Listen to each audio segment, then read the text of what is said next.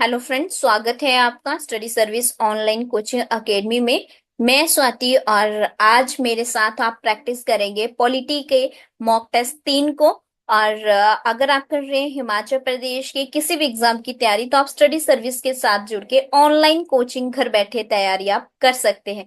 चलिए, तो आज के जो है पॉलिटी के सेशंस को, जिसमें पॉलिटी सेशन जो है हम पूरी तरह से कवर करेंगे। मिक्स्ड आपको इसमें मॉक टेस्ट मिलेगा और मेरे साथ बहुत सारी चीजों को और भी डिस्कस करेंगे। तो चलिए, सेशन के अंत तक आप बने रहिए क्योंकि बहुत सारी चीजें मैं आपसे आज जो है शेयर करने वाली हूँ।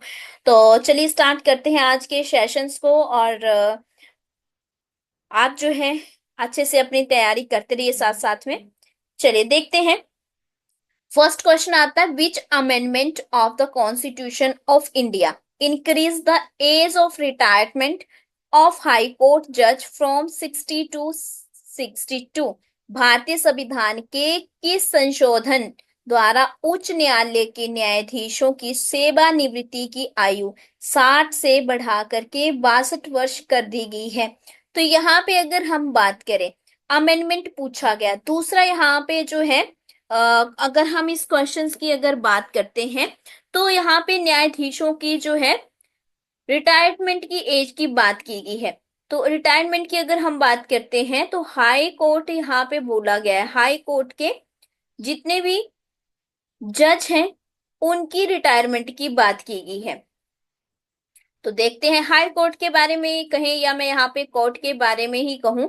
तो जुडिशरी सिस्टम जो है इंडिया का इंटीग्रेटेड जो है सिस्टम है। कौन सा है? इंटीग्रेटेड। आपको क्लास में भी बताया था मैंने, इंटीग्रेटेड का मतलब क्या होता है? एकीकृत व्यवस्था है भारत में। एकीकृत का मतलब है कि भारत में 3 तरह के कोर्ट है। एक है आपका सुप्रीम कोर्ट जो दिल्ली में है, फिर है आपका हाई कोर्ट और 25 है, और फिर है आपके सबऑर्डिनेट कोर्ट। तो सभी जानते हैं कि हाई कोर्ट, सुप्रीम कोर्ट और सबऑर्डिनेट कोर्ट जो है वो क्या होते हैं, सभी जानते हैं ना। तो इसका सही आंसर जो है आप मुझे बताएंगे कि क्या इसका सही आंसर रहेगा। ऑप्शन है 6, 10th था, 12th था, 15th था, या 245th जो है अमेंडमेंट हमारा यहाँ पे बताया गया है। जल्दी से बता दीजिए कि क्या इसका जो है सही आंसर रहेगा, ताकि मैं आपको जो है फिर बता सकूं। तो इसका क्या सही आंसर रहने वाला है आपका? तो यहाँ पे अगर हम बात करें तो आर्टिकल 217 आता है। आर्टिकल बता रही हूँ पहले, 217(1) कॉन्स्टिट्यूशन का। और इसमें जो है अगर हम बात करें कि अमेंडमेंट कौन सा है तो 15th अमेंडमेंट है। ठीक है, वेरी इंपॉर्टेंट। 15th अमेंडमेंट हुआ था जिसके तहत ये बात की गई थी और एज को बढ़ा दिया गया। चलिए, अब 62 है। ठीक है, कितनी है? 62 है। पहले 60 होती थी। और अगर सुप्रीम कोर्ट की पूछ ले तो सुप्रीम कोर्ट के लिए 65 होती है और इसके लिए 62 होती है। ठीक है, चलिए नेक्स्ट देखते हैं। नेक्स्ट क्वेश्चन है, how many time a person can be elected as a president of India? एक व्यक्ति कितनी बार भारत का राष्ट्रपति चुना जा सकता है? 1 टाइम, 2 टाइम, 3, 9 बार?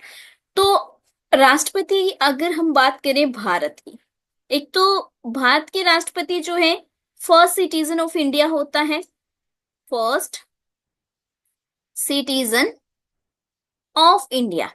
और साथ में हेड ऑफ बताएंगे आप मुझे कि हेड ऑफ द स्टेट भी इसे हम बोलते हैं, राज्य का मुखिया भी कहते हैं। ठीक है, बहुत सारी चीजें हमने प्रेसिडेंट के अंदर पढ़ी हैं। साथ में हमने ये भी देखा है कि भारत का जो राष्ट्रपति है वो रीअपॉइंट हो सकता है, लेकिन कितनी बार, वही तो यहाँ पूछा गया है।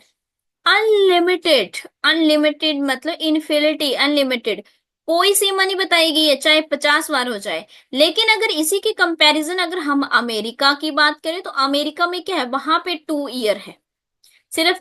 सॉरी, 2 ईयर कह रही हूँ, 2 टाइम्स है वहां पे। कितना है? 2 टाइम्स है, 2 बार है। लेकिन इंडिया में ऐसा कोई प्रोसीजर नहीं है। तो यहाँ पे ऑप्शन नंबर ऑफ 4 जो है वो सही हो जाएगा 9 बार की, कोई लिमिट नहीं है, कितनी बार भी बन सकते हैं। क्वेश्चन नंबर थर्ड पे आते हैं। क्वेश्चन नंबर थर्ड है, which of the following provision need a special majority in parliament. निम्नलिखित में से किस प्रावधान को संसद में विशेष बहुमत की आवश्यकता होती है, स्पेशल मेजोरिटी चाहिए होती है? Number 1, change in fundamental right, या फिर क्रिएशन ऑफ न्यू स्टेट, या evolution of the legislative council in state, या फिर rules and procedures in parliament. तो ना तो ये है ना ही ये हो पाएगा, और ये भी नहीं होगा, तो कौन सा होगा? अगर मान लो फंडामेंटल राइट को चेंज करना है तब ऑप्शन नंबर ए सही आंसर।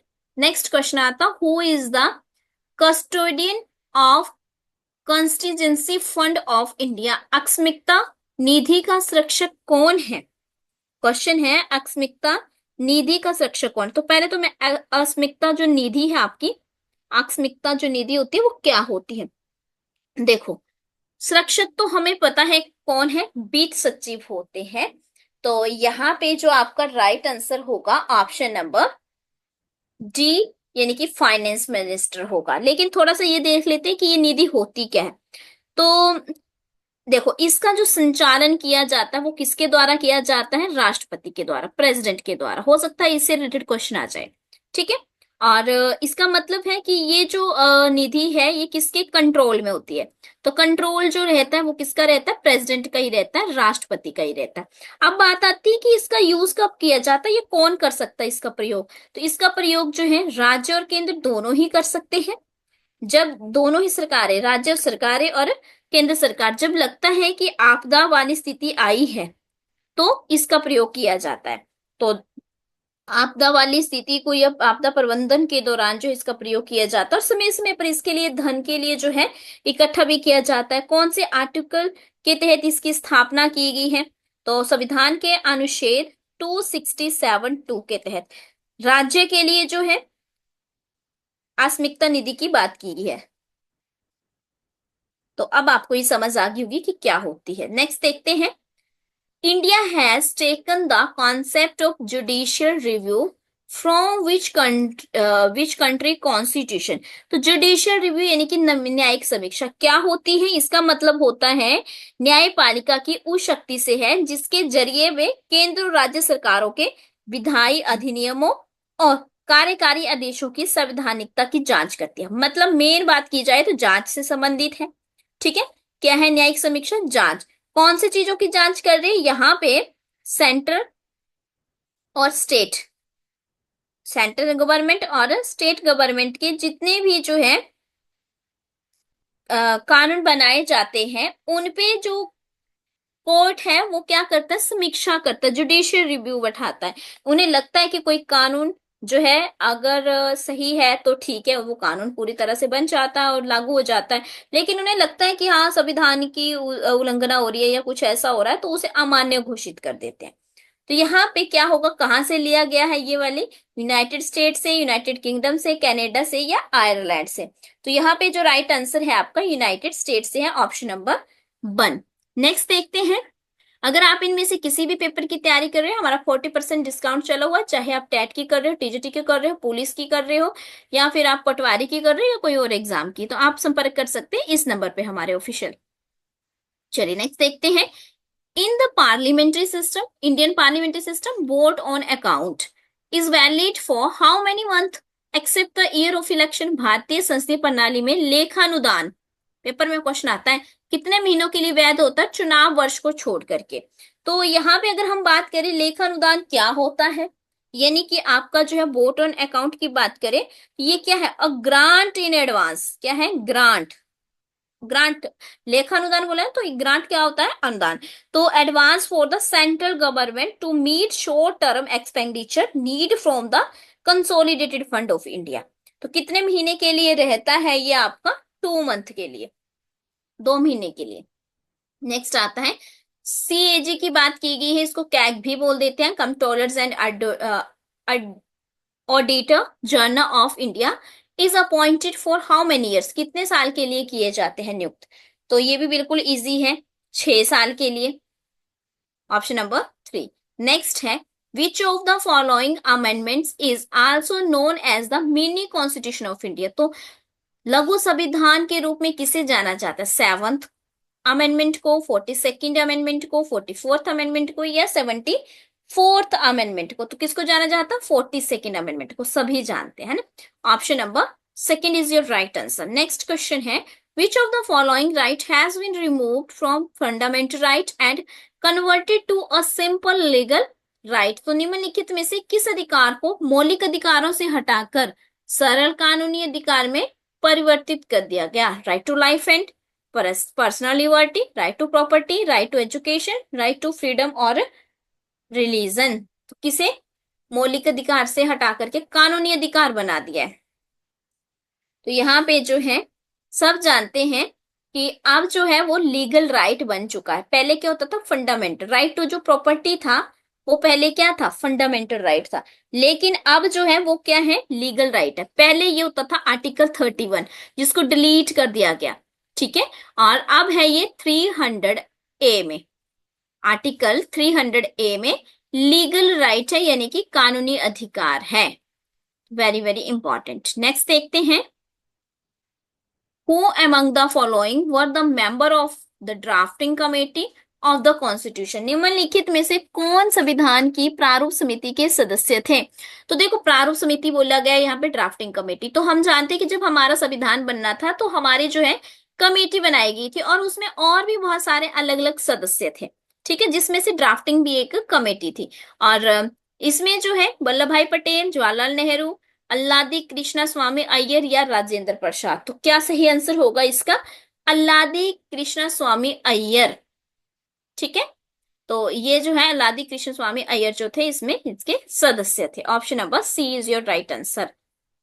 तो इसी के साथ साथ अगर आप कर रहे हैं हिमाचल प्रदेश पुलिस की तैयारी, तो आप हमारे साथ daily live classes, recording, comprehensive notes, weekly test और डाउट सेशन के साथ जो 5 अक्टूबर से आपका स्टार्ट होने वाला है बैच, यानी कि आज से, तो आप उसमें हमारे इस नंबर पे कॉल या मैसेज कर सकते हैं और अपनी ऑनलाइन कोचिंग घर बैठे कर सकते हैं। आपको कहीं भटकने की जाने की जरूरत नहीं है।